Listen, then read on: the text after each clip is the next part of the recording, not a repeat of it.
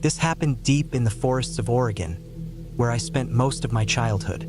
Unfortunately, this area has been affected by wildfires in recent years. My brothers and I were headed up to our family's land to tend to our crops. We planned to stay in the mountains for a week or so, just to get away from the hustle of city life and spend some quality time together. Growing up, we didn't always see eye to eye, so this trip felt like a good chance to bond. I was 18 at the time, excited to escape for a bit, hang out, do some shooting, drink a few beers, and reconnect with my brothers, who were quite a bit older than me. It was a Wednesday when we loaded up my brother's lifted Ford F-250 with all our gear, guns, food, fishing supplies, and plenty of alcohol. After grabbing some lunch, we set off toward the property. The road leading up was a winding dirt path that got rougher the higher we climbed. At the top, there was an abandoned helipad. I had no idea why it was there, but it always intrigued me. After nearly an hour of driving, we finally arrived at our land, our little getaway, tucked deep in the woods. I always loved this place. It was wild and remote, a true escape where we could do whatever we pleased. There was a newly built cabin that my brother had constructed, along with a few small structures for storage, cooking, and bathing. The first few days were a blast, working on the crops, drinking beers, and taking the truck out on old logging roads. Everything was going great. Then, on the fourth day, my brother's neighbor stopped by. Let's call him Hank. Hank was an older guy, a real mountain man, rough around the edges and fiercely protective of his privacy. He lived out here because he wanted solitude, just him and his dogs. I was introduced to him, and my oldest brother asked me to fetch our other brother so they could all have a chat with Hank. When we returned, Hank was warning them to keep an eye out for a mountain lion. Apparently, there were plenty in these woods, but they usually kept to themselves.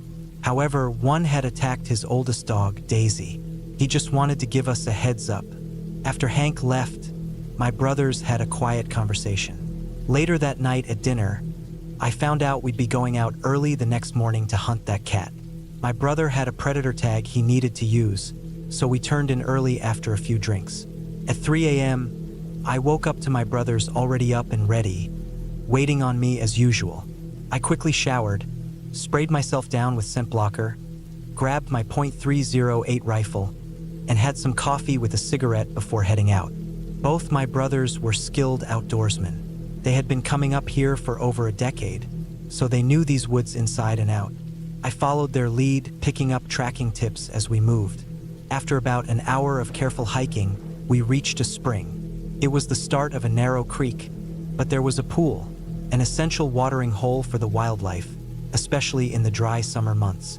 We set up 2 blinds about 200 yards away, with the wind in our favor. It was a perfect setup. We settled in with some snacks and coffee, waiting for sunrise. As the first light crept in, my brother ranged the waterhole with his finder, 205 yards. Ideal. My scope was zeroed at 200, 250, and 300 yards, so I felt confident. As we sat whispering about Hank and his poor dog, we didn't notice a raccoon sneaking up to the water. But what caught our attention was how it suddenly bolted, as if terrified. We exchanged puzzled looks. Something about the way it ran didn't sit right. Then, out of the brush beside the waterhole, something emerged. At first, we had no idea what we were looking at. It resembled a wolf, but its head was massive, too square, almost like a large pit bull. Its back legs looked strange, almost like those of a deer. We watched in silence as it moved, but suddenly, it froze and locked eyes on us. My brother, armed with a .30-06, had his rifle up in seconds but held his fire. How did it know we were there? We had been silent, and with the wind in our favor, it shouldn't have been able to smell us. Everything had been in our favor, but this thing had spotted us somehow. Then, it opened its mouth and made a sound, an eerie, high-pitched screech, like nails on a chalkboard. The hair on my arms stood up. I instinctively raised my rifle, and my brothers did the same. I hadn't even noticed them doing it. I was too focused on the noise.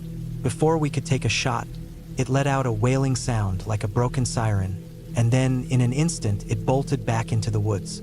We sat there frozen. My oldest brother whispered something I couldn't make out.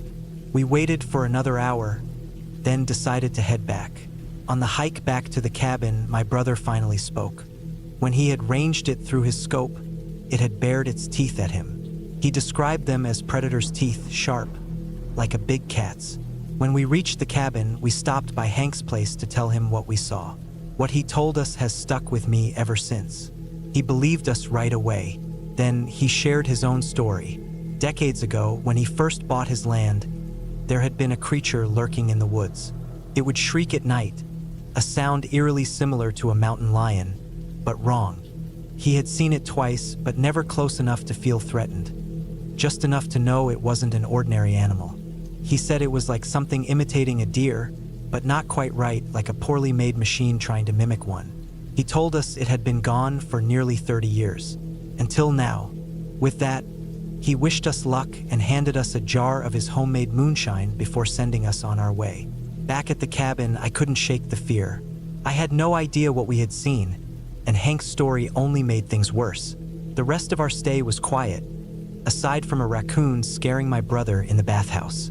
But that creature, whatever it was, will always haunt my memory. So if you ever find yourself deep in the forests of Oregon, and you hear a shriek in the night, be careful. It might be the same thing we encountered.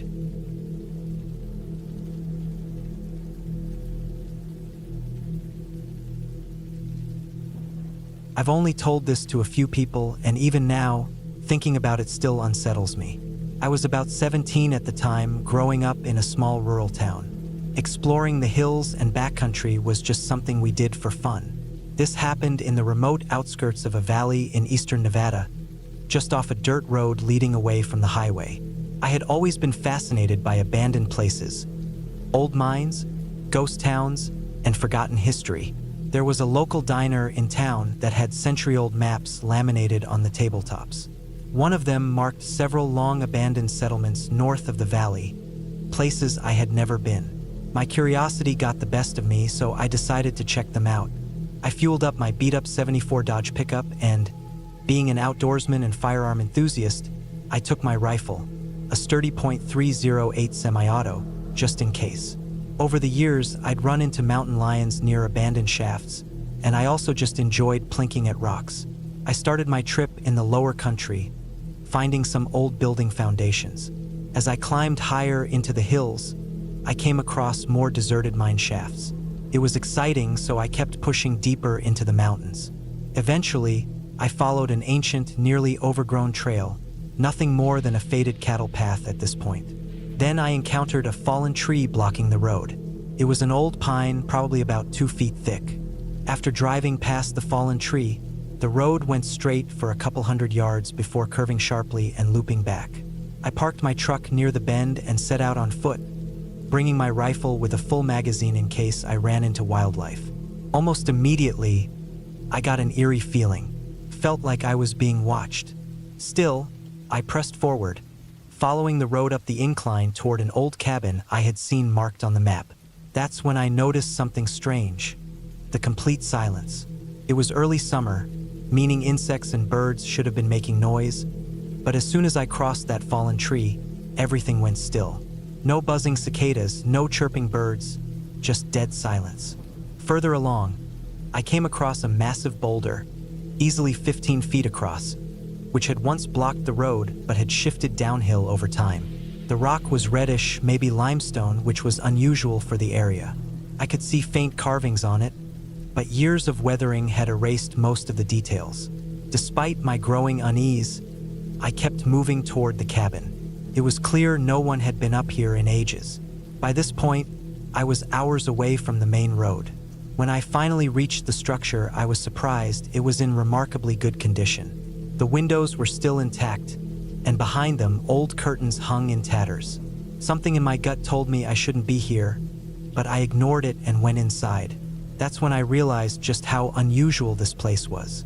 Most abandoned buildings in Nevada are stripped bare, maybe a few rusted cans or broken furniture left behind. But this place, it was like whoever lived there had just walked out and never returned. The kitchen table was still set for 4. Plates, cups, silverware, all arranged as if someone had planned to sit down for a meal. Old bedding, cookware, faded photographs, and even clothing remained. The whole place felt Wrong. I suddenly felt an overwhelming urge to leave. Stepping outside, I spotted an old well nearby. As I approached, I heard a faint noise coming from it, like a soft, whispering breeze. But there was no wind. Then the smell hit me. It was overwhelming, the stench of rot mixed with something metallic. I gagged and backed away. Further up the hill, I saw a dark opening, the entrance to a mine shaft. A warm gust of air flowed from it. That was odd. Normally, mine shafts stay cool inside. The closer I got, the more I felt like I was being watched. My gut was screaming at me to leave. Just as I was about to turn back, I caught movement inside the mine. At first, I thought it was a mountain lion, but then I realized how large it was. It was crouched, but even then, it nearly filled the entrance. It had thick, gray-brown fur. My breath caught in my throat. Then it screamed. The sound was unlike anything I had ever heard. It made my ears ring and my whole body tense up in terror. Without thinking, I raised my rifle and fired 5 quick shots. I heard at least 4 rounds hit. It let out an even louder shriek, filled with pain and rage. Then, from deeper in the mine and the hills above me, more screams erupted. I ran. As I sprinted downhill, I could hear movement in the trees. Rocks tumbled down the slopes as shapes darted between them. More than one of those things was out there, and they were following me. I fired a few more shots at the movement in the trees, barely slowing them down. By the time I reached the fallen tree, I was almost out of breath. I tripped trying to climb over it, scrambled back up, and fired another burst at the closest figure. It was only about 50 yards away now. The gunshots were deafening, but the creature's shrieks were even worse. I tore open my truck door, jumped inside, and started it. As I reversed, I nearly backed into the ravine. Flooring it, I sped down the rough dirt road at reckless speeds, doing 50 or 60 where I had only done 15 on the way in. As I reached the highway, I finally slowed down, shaking with adrenaline. I made it home, still in shock. My dad, a seasoned outdoorsman, could tell something was wrong. When I mentioned where I had been, he went quiet. Then he asked if I had seen a cabin with a fallen tree in the road. I nodded. He looked me dead in the eyes and said, "Don't ever go back there, especially not alone." We never talked about it again. I never returned, partly because I moved to another part of the state. But in the back of my mind, something is calling me back. I need to know what I saw. One day, I plan to return with friends, cameras, and plenty of firepower. Years later, I did some digging. I spoke with an old rancher who recalled strange happenings in those mountains. Back in the 40s and 50s, military planes sometimes crashed into the peaks during storms. He once helped recover bodies from a wreck at nearly 10,000 feet. But when they arrived, the bodies weren't scattered. They were laid out in a row side by side. Somehow, something had moved them.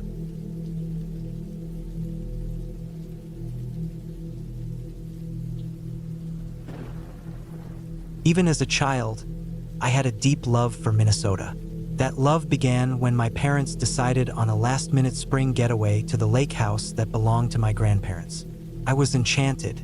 The isolated cottage, the open field stretching beside it where I could play endlessly. What wasn't there to adore? That cabin was my sanctuary. There was nothing up there that I didn't find absolutely breathtaking and peaceful. That was until a few years ago. In 2016, my husband and I finally got married after 5 years together. That's when my parents surprised us with the news that they'd be passing down the lake house to us. Just 4 days after choosing to spend our honeymoon in Minnesota before moving back to our home state, my husband, Alex, and I were on a flight to what was now our new home. The crunch of gravel under the rental car's tires woke me from my unplanned nap, as did Alex's low whistle of appreciation at the view of the vast land. "Wow, babe, you weren't kidding. This place is unreal." I laughed. "When will you learn? I'm always right." As we playfully bantered, Alex parked the car in the wide driveway. The second the locks clicked open, I was already outside, taking a deep breath of the crisp air. We hauled our bags from the trunk, and I practically raced up the porch steps, my suitcase thumping behind me. "Hurry up, slowpoke. Our honeymoon awaits," I called back teasingly. Alex shook his head with a chuckle. Mia, I love you, but we both know you don't care about the honeymoon right now. You just want to relive your childhood. Rolling my eyes, I grabbed the keys from his hand as he reached me. Are you calling me old? There was no real annoyance in my tone. I just enjoyed messing with him. Twisting the key in the lock, I pushed the door open. Dust floated in the still air, sheets draped over the furniture. No one had been here since my grandparents passed in 2012, not even when my parents inherited it. But even with how untouched and dusty it was, the place was stunning. Still felt like home. Needs some cleaning, but we can handle that, I said, smiling as I wrapped my arms around Alex's waist. He held me close, glancing around. It's perfect.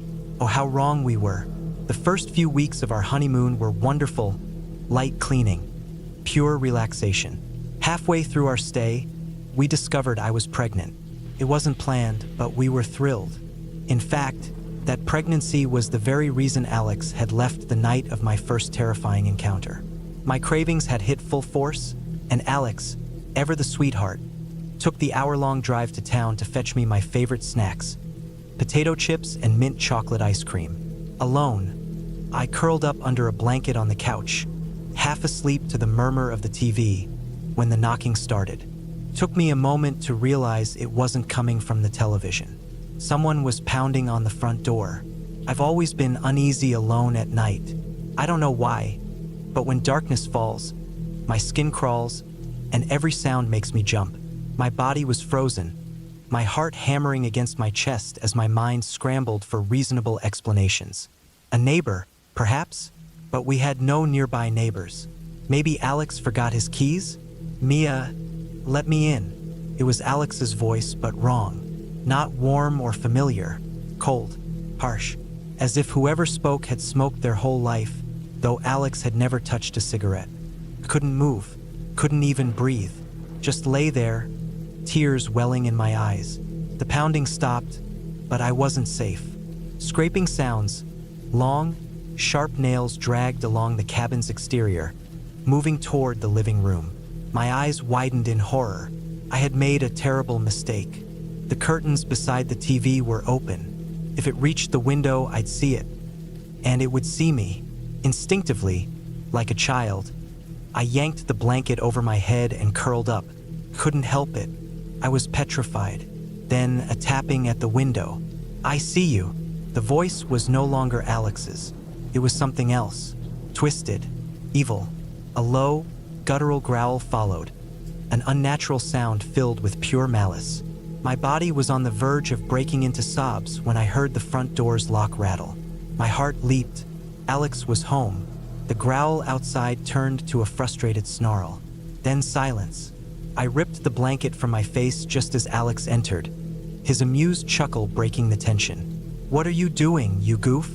But his smile dropped the moment he saw my tear-streaked face and shaking hands. Hey, it's okay. What happened?" His voice, his real voice, was so warm, so full of love. Nothing like that thing. I couldn't speak, just sobbed and clung to him as he sat beside me. "Close the curtains," I finally choked out. "What?" Alex frowned. "Close them, please." I nearly tore them from the rod in my rush. "Elena, what's wrong?" I turned to him, trembling. There was something outside. It pretended to be you. Alex's face darkened, not with disbelief, but with fury. Not at me, but at whatever had tried to trick me. He held me tight. "You're safe now, I promise." The police came nearly 2 hours later, but found nothing, except deep claw marks outside, leading straight to the window. Took some convincing, but we still moved in. Call it foolish, but we made heavy modifications, security cameras, a gated driveway, even firearms. Years passed. Strange noises in the woods, dead animals near the property, and one eerie morning, a freshly killed rabbit on our porch. But what happened a month ago made us reconsider staying. Alex and I worked as mechanics for a friend, Nate. One evening, Nate called, needing an extra hand. I volunteered, leaving Alex home with our kids, our daughter, Charlotte, who I was pregnant with during that nightmare, and our son, Jesse. Hours later, my phone rang. I smiled at Alex's name. "Hey, you." But his voice, terrified, frantic, cut me off. "Mia, where are you?" Confused, I replied, "At work. I texted you." No, you can't be. You're outside." Chills shot through me. I barely managed a goodbye to Nate before bolting for my car. Alex's voice trembled through the phone. "It's here, isn't it?" I whispered. His silence was answer enough. The moment our driveway came into view, I knew I'd have to open the gate manually. My pulse pounded as I scanned the tree line, headlights barely piercing the dark. Then, a sound, light tapping on my rear window. My breath hitched. Slowly, I reached for the radio and cranked the volume, drowning it out. Then came the growl, deep, drawn out. Amused. Enough. I slammed the car into reverse, flooring it. The impact sent my heart racing as something crunched beneath my tires. A scream, inhuman, furious, echoed in the night. But when I looked back, there was nothing. We left that night. We don't know where we'll go. But one thing is certain, that cabin, the place I once called paradise, has become a nightmare I will never forget.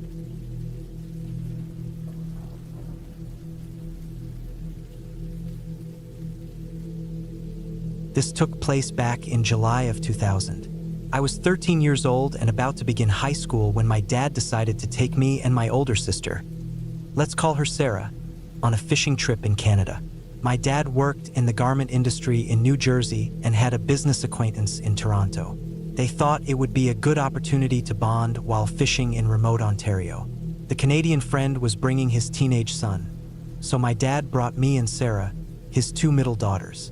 Sarah and I were very close and often referred to as double trouble by our parents because of how much mischief we got into. Mom figured that putting us in the wilderness would keep us out of trouble. The journey took 2 days by car from our home in New Jersey. The first day we drove up to Toronto, then the next morning we met Dad's business friend and continued north. And I mean way north. The scenery was stunning, but we had reached a part of Ontario where hardly anyone spoke English. Sarah had a couple of years of high school French, and I had only a bit from middle school, but Dad was fluent. At a roadside diner where we stopped for lunch, the waitress was patient with our broken French, appreciating that we at least made an effort. A few hours after lunch, we left the major roads behind and were soon on a route where it felt like it was just us, our two SUVs, and the occasional logging truck hauling massive tree trunks. Sarah and I found it fascinating, two suburban girls who rarely saw anything like that. We joked about discovering handsome lumberjacks, giggling about it as we pulled into the outfitter's lodge that handled fishing permits and cabin rentals. Dad purchased the necessary licenses, and we packed all our supplies, including food, into a company boat to head downriver. The scenery was breathtaking. Dense forests, rolling hills in the distance, a crystal-clear lake, and the only sound being the boat's motor. We passed a few scattered cabins along the shore, each with a dock and some rowboats tied up. Some even had wisps of smoke rising from chimneys. We continued further south, deeper into the wilderness. Dad had told us we'd be staying in a cabin by the lake. What he didn't mention was that the cabin wasn't just on the lake. It was on an island in the middle of it. The only way to get there was by boat. The island was small, just big enough for the cabin, a woodpile, and a dock with a couple of rowboats tied up. The nearest shore was several hundred feet away. So much for our lumberjack dreams. We weren't even going to see a squirrel up close. As we docked and unloaded supplies, I had to admit the cabin was nice. Simple, with bunk beds and a wood stove. We settled in and started dinner, which consisted of canned stew. We also tried to make conversation with the son of Dad's friend. He was 14, awkward, and a bit of a nerd. We did our best to be friendly, but when he wasn't looking, Sarah and I exchanged exaggerated eye rolls. We were doing this for Dad, after all. Since there was no electricity or TV, we went to bed early. It felt strange to be going to sleep so soon, but we needed to wake up early for fishing. Of course, Sarah and I whispered and giggled in the dark until Dad finally told us to quiet down. That only made us giggle more. Sarah joked, "This is why boys don't have sleepovers," which set us off again. Before dawn, we got up for breakfast: bacon, toast, and coffee. Couldn't stand eggs. Even with the morning chill, the lake looked eerie yet beautiful in the gray light, mist rolling over the surface. We set out in 2 rowboats, and I quickly discovered something. I absolutely hated fishing. Dad and his friend were bonding, which was the whole point of the trip, and their Canadian acquaintance kept trying to chat with Sarah, despite both of us mentioning we had boyfriends back home. I managed to catch 1 fish the entire trip, a big pike, the largest catch of the trip. Everyone else caught enough to last us a few meals, and by midday we headed back to the cabin for lunch. I didn't want to go back out in the afternoon. I told Dad I'd stay behind, keep the fire going, and prep dinner. He seemed to accept that I had given fishing a fair shot. Sarah gave me a pleading look, not wanting to be stuck in a boat alone with the nerdy kid. But I wasn't about to spend another afternoon floating on the lake. Once the others left, I tidied up the cabin, fed the fire, and stepped outside. The air was still too still. That's when I noticed it. The woods across the lake were silent.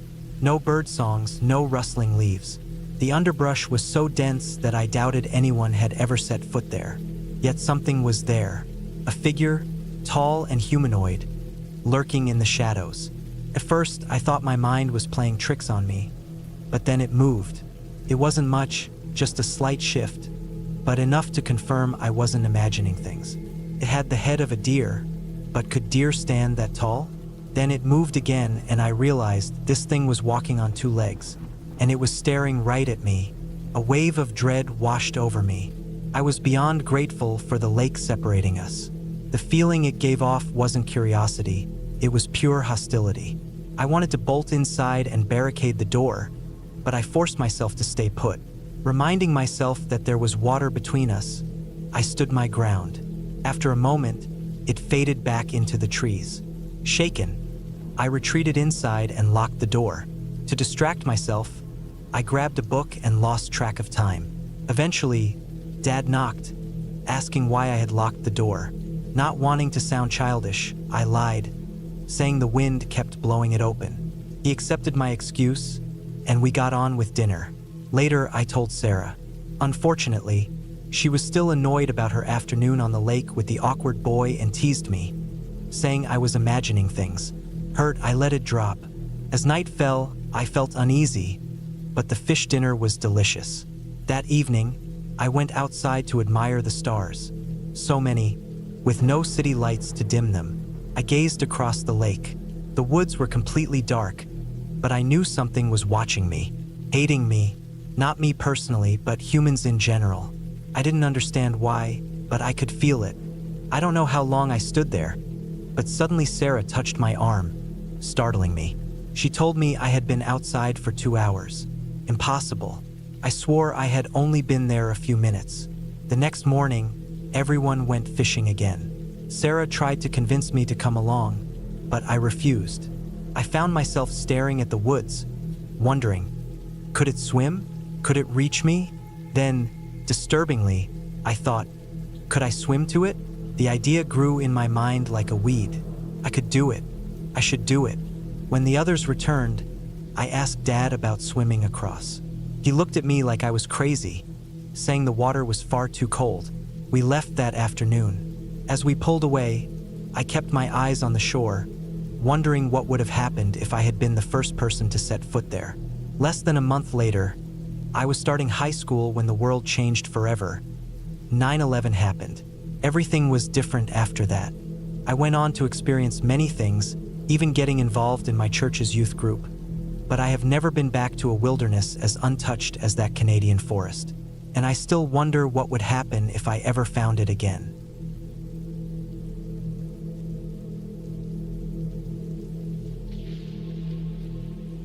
I've been living out in the forest for some time now, and for the most part, it's been peaceful. The scenery is stunning, but recently, something unsettling has happened. At first, it was small things going missing, items disappearing without explanation. I figured I had just misplaced them, but over time, the situation got worse. You see, I have a small chicken coop because I thought it would be enjoyable to raise chickens and have fresh eggs. However, around 3 to 4 months ago, they started vanishing one by one. I believe I finally discovered what's been taking them. About 3 weeks back, I was locking up my cabin late at night, somewhere between 1:30 and 2 a.m., when the motion-activated lights near my storage shed switched on. I thought it was strange, but assumed it was just some nocturnal animal wandering nearby. By then, I had reinforced the coop, so I wasn't overly worried. I was just curious about what was out there. I glanced through the window and saw something resembling a wolf, but there was something off about it. I couldn't pinpoint what, but I knew I didn't like it. I watched in shock as it slipped into my reinforced chicken coop, something I was sure nothing but a person could break into.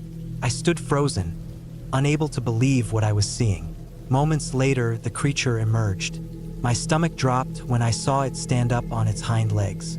I had barely processed this when my dog, bless him, let out a low growl. The thing turned its attention toward us.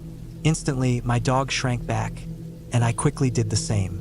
I whispered for my dog to follow me, and we retreated to my bedroom. Thankfully, my room was on the second floor, so I felt somewhat safer. I locked the door, shoved my dresser in front of it, and hoped that if the creature got inside, I could at least slow it down. I own a fairly strong shotgun, a Remington 870, if you're curious. I grabbed it, loaded it up, and sat on my bed with my terrified dog beside me, listening to that thing shuffle and breathe around my house all night. When the sun finally rose, I cautiously moved the dresser, crept downstairs, and peeked outside. Nothing. Letting out a breath I hadn't realized I'd been holding, I called my dog and decided I was done with this place. I grabbed my Jeep keys and headed outside. The forest was eerily silent that morning, and if you know anything about the woods, you know that's a bad sign. As I approached my Jeep, I scanned my surroundings, and then I saw it. The thing stood about 100 feet away, watching me. I didn't hesitate. I fired my shotgun in its direction. I think I hit it because it let out a blood-curdling screech, one so loud it nearly drowned out the sound of my gun. Took off, disappearing into the trees. I didn't stick around to see where it went. I jumped into my Jeep with my dog and sped down the dirt road. But of course, just when I thought I was safe, I saw it again, standing on the roadside. I floored it. Somehow, that thing had kept up with me. I reached the nearest town in record time. After catching my breath, I drove straight to the closest major city, because there was no way I was going back there alone. A few days later, I returned with a group of friends to clear out my belongings. And that's when I saw it again. It emerged from the woods, standing there, just watching us. The shotgun slugs I had fired at it days earlier didn't seem to do much. Fortunately, my friends are also into firearms, and they had brought their own collection of weapons just in case. We hurried to pack up my things. As we were about to leave, I noticed one of my friends was missing. Panic set in. We immediately turned back and searched the area. I hoped to find him inside, distracted by something. But no, it was much worse. We found him outside, barely conscious, covered in deep scratches and bite marks. We loaded him into the car and rushed to the nearest hospital. When asked what happened, we had no real answer. We couldn't just say a towering wolf-like creature attacked him. So we said it was a bear. Thankfully, he's expected to make a full recovery, but that was too close for comfort. Any lingering desire I had to stay in that forest was gone. For now, I'm safe, staying with my parents while I search for a new place to live.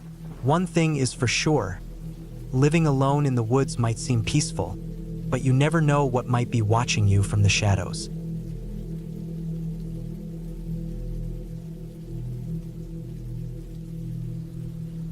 Every year, my close friend Luke and I take a trip to visit his grandparents at their cabin in a quiet, small town in the Appalachian Mountains. Luke, his grandfather, and I are all big fans of the outdoors, so we're always looking for fun activities to do in the area. One evening, we decided to go for a night hike on a trail not too far from the cabin. Now, this wasn't a typical hiking trail. It was more of a gravel back road often used by hunters, campers, dirt bikers, and backpackers. As we arrived, we immediately noticed an old, beat-up black SUV parked near the trail entrance. Inside were two middle-aged men who looked a bit sketchy. Even though this was generally a safe area, we knew that deep in the woods, it wasn't uncommon to run into shady people or illegal activity. Not wanting to take any risks, we decided to drive a little farther and find a different trail about half a mile down the road. After turning onto the second trail, we drove in about 50 feet, just enough so our truck wasn't visible from the main road. We parked and started our hike. Everything was going great until we had walked about a mile in. That's when we heard a dog barking from somewhere about 300 feet away. We weren't sure if it was tied up or roaming free, and we didn't want to risk an aggressive dog coming after us. So we made the call to turn around and head back. As we got closer to our truck, probably within 1,000 feet, we noticed something that immediately put us on edge. Another vehicle had pulled up behind our truck, its engine running and headlights on. This was unsettling because this was a remote area. No one would just randomly drive down a trail at 10 p.m. unless they had a reason to be there. Since our truck was hidden from the main road, whoever was in that car had to have deliberately driven into the trail to find it. We stood still, trying to see if we could make out who was inside, but it was too dark and too far to see clearly. Luckily, there was a large tree beside the trail that we could hide behind, making sure we weren't visible. Luke's grandfather pulled out the night vision binoculars we had brought along, but even with those, we couldn't get a good look at the people in the car. Our only option was to wait. We didn't want to risk walking straight back to the truck with unknown people sitting right behind it. Minutes passed, and then, to our horror, the car started moving, slowly driving around our truck and heading directly down the trail toward us. Acting fast, we scrambled up a small hill beside the trail and ducked behind a fallen log at the top. A few moments later, the same black SUV we had seen at the first trail came rolling in. We had been standing in that exact spot less than 15 seconds earlier. The SUV had its windows rolled down, and as it passed, it slowed down significantly. My heart was pounding. We were terrified that they would stop, get out, and start looking for us. But after what felt like an eternity, the vehicle kept moving and disappeared down the trail. The moment it was out of sight, we jumped up from our hiding spot and ran as fast as we could back to the truck. We threw ourselves inside, started the engine, and got the hell out of there. I know this might not sound as terrifying as some other stories, but for us, it was deeply unsettling. We had no idea who those men were or what they wanted. My best guess? They had something hidden farther down that trail, maybe a stash of some kind, and they thought we had come across it. Maybe they were waiting to confront us, or maybe something even worse. A lot of things could have gone wrong that night. What if we had reached the truck at the exact moment they pulled in? What if they had decided to search for us? What if they had slashed our tires? What if they had turned off their headlights and just waited? It chills me to think that if we had been just a few seconds slower, we might have come face to face with whoever was in that SUV, and who knows what would have happened then.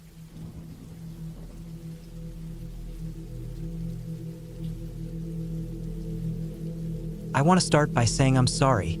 Don't assume this is one of those stories where I pass some nightmare from my mind into yours. I just need to make this known. I'm from Lebanon, and we have our own version of the dog creature called the Galfer. I always thought it was just a myth. The legend says that long ago, a high-ranking member of a militant group and a secret paranormal defense agency made a deal with beings that were not human. Creatures covered in fur that could speak an ancient dialect of Aramaic. To me, this story always felt like some kind of folklore meant to inspire hope, like propaganda to say, "We are not alone," but some people swear it's real. I never believed any of it until I traveled to the US and experienced something myself. My cousin and I went to Wisconsin to film his latest independent project. We stayed in a remote cabin near Black River Falls, surrounded by miles of dense forest with hidden caves scattered throughout. One night, while filming in the woods, my cousin suggested we shoot a scene in the dark. We did this for weeks without issue, but on the third day of our fourth week, as we packed up our equipment, we heard scratching and low growls. My cousin looked strangely calm, almost pleased, like he recognized a friend's voice. It unsettled me. For 6 nights, always between 8 p.m. and 6 a.m., the sounds continued. On the 8th night, we found deep scratch marks on the cabin's exterior. My cousin nearly cried, but it wasn't fear. It looked like joy. On the 14th night, we discovered thick tufts of fur caught in a thorny wild berry bush. My cousin muttered under his breath, "Kumida," which at the time I thought was nonsense. By the 17th night, I saw something near the back of the cabin. At first, I thought it was a wolf, but that made no sense. There weren't supposed to be wolves in this part of the US. Then I swear it stood up, on two legs. My cousin entered my room and said, "Malik, you need be sleeping." His English wasn't great. I told him what I had just seen. He sat me down and repeated the same old tale about Lebanon's connection to the Galfer. For the first time, I didn't dismiss it. I considered, however briefly, that it might actually be true. The 28th night was the worst. My cousin invited me outside to watch the stars since we rarely got a view like this back home.